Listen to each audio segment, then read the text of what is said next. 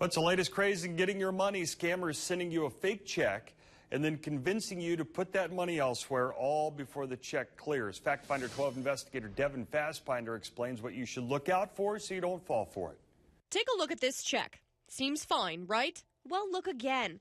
All of these details could be signs that this check is fake.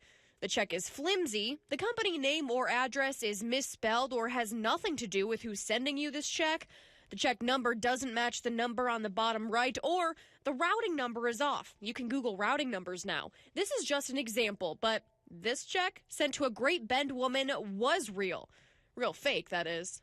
Well, I got a text message one afternoon from someone that said that they were from the AMP Energy, and they wanted to know if I would want to make $400 a week driving my car around with a decal advertising AMP Energy. Sarah O'Neill was sold until she got the check. And it's got a little note in it telling me to deposit the money in my bank and keep my $400 for the first week and take the other $1,600, and it was for the guy who comes out to do the car. That was the instruction. Deposit the check, take your cut, and then put the rest of the money elsewhere. All that before the check clears. That way, you're out the extra money. O'Neill didn't fall for it, but Alex Cook did when she thought she had a dog-sitting job. I'm still paying that off.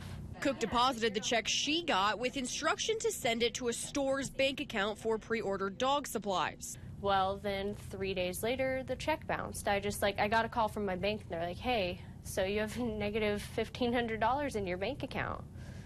And I was like, I mean, why'd you give me the money, first off? Karen Calloway with Ameritrust Bank says banks have to. That's a federal regulation that we have to release those funds, or at least a portion of the funds. Calloway says checks usually take a minimum of 4 days to clear, but it can be much longer. There's really no good rule of thumb to tell somebody other than I would give it at least 7 days. She says bank tellers often can't tell if a check is fake, and it's up to you to pay close attention.